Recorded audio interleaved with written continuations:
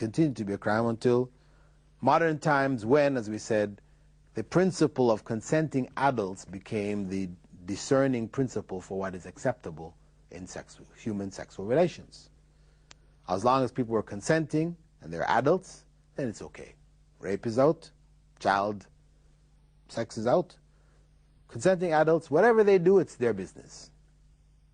Society has no right to interfere. So homosexuals held this is also the case. And in defense of their position, they argued, because people commonly argued this was unnatural, they argued that it isn't unnatural. And they went around the world trying to find, examples of some, in nature, of some insects or fishes or whatever that displayed what may be described as homosexual type behavior. And sure enough, they found some fishes someplace off the coast of Japan, exotic kind of tropical type fishes, that the male does, after mating with a female, will take on some of the characteristics of the female to discourage other males from mating with his female. This is practice that some fishes do. But they said, okay, here, see, this male fish is trying to act like a female. Here's homosexuality in the animal kingdom.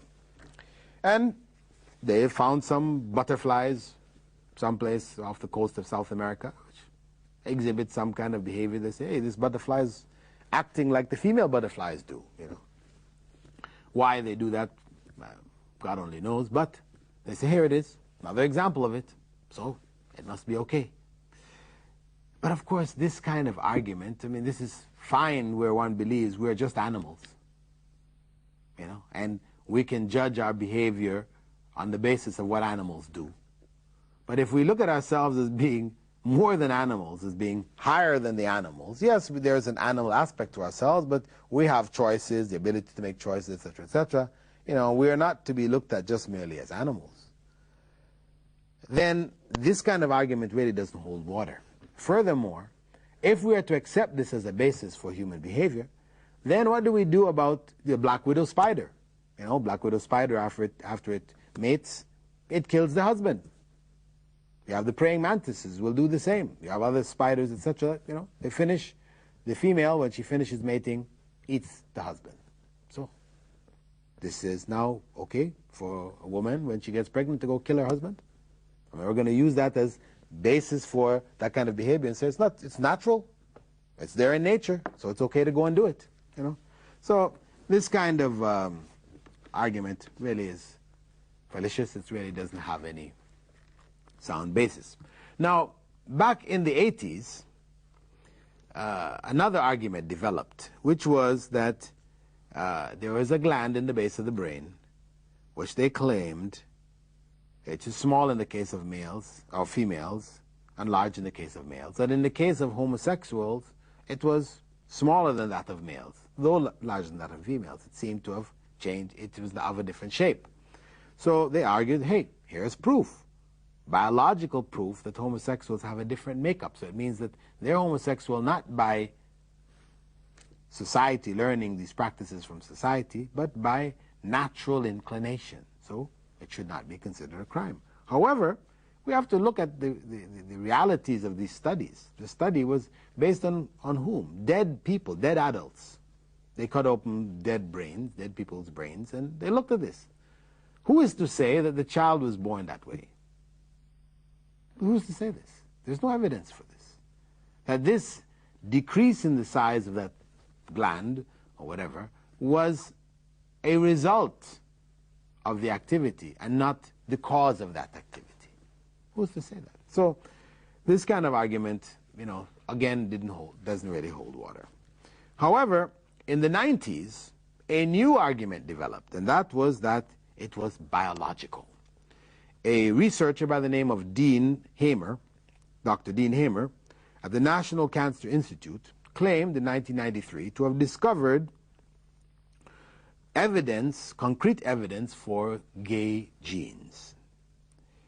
Of course, he's pointing out that this homosexual orientation was transmitted to males on the X chromosome from the mother. And his findings was published in the Journal of Science, it's a prestigious journal. And this publication transformed his colorless career as a government scientist into a dynamic media personality. He wrote his own memoirs and everything. He was shown on television, talk shows. He even went to Colorado. They were having a decision about a law which was being introduced. It was called Proposition 2, which is an anti-gay proposition. He gave expert testimony in the, for the genetic origin of homosexuality, to put down this law. Now, the reality is that though his study was published in the Science and was on the front page of the newspapers all across the country in the West, nobody followed up what happened after. Actually, when the University of Western Ontario tried to repeat his experiments, they could not find any linkage whatsoever between the X chromosome and sexual orientation. This was their own research. Furthermore, it was pointed out that Hamer's study lacked a control group, something which is a fundamental principle for scientific research. How could that article have been published in Science? Because this is something which sells magazines.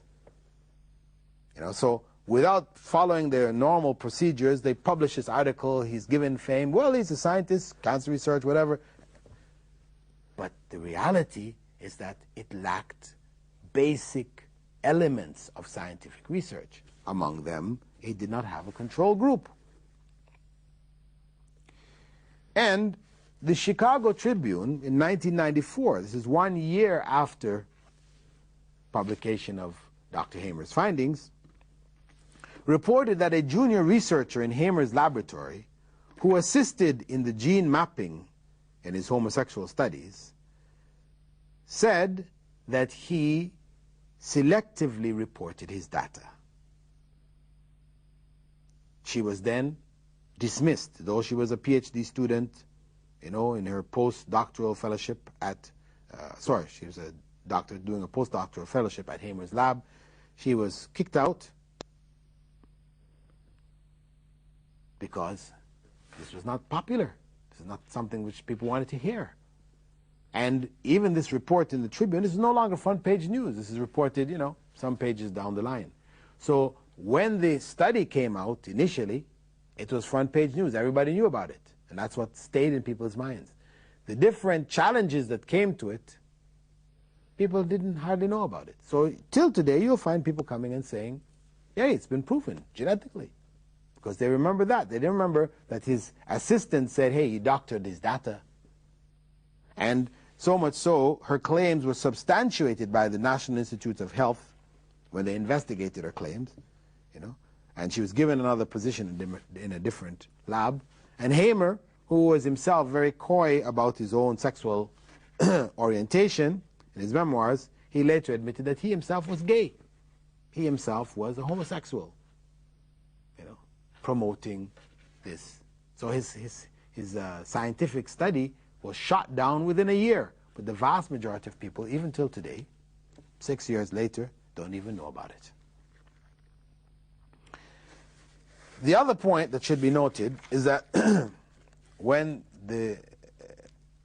as a consequence of this practice, AIDS spread through the society, and it spread beginning with the homosexual element, and people wanted to say, well, hey, this is, divine retribution. This was thrown aside. No, how can it be?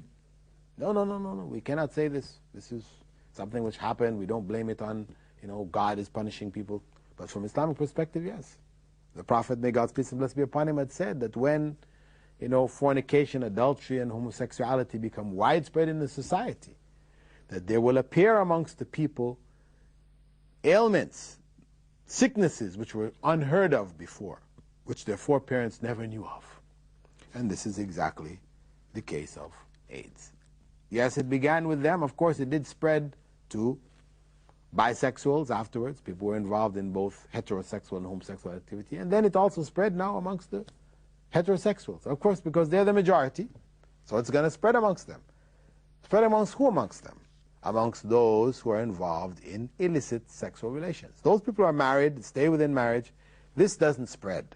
Even people who practice polygamy, who have more than one wife, it doesn't spread. It only spreads when a man or a woman has sexual relations outside the bounds of marriage.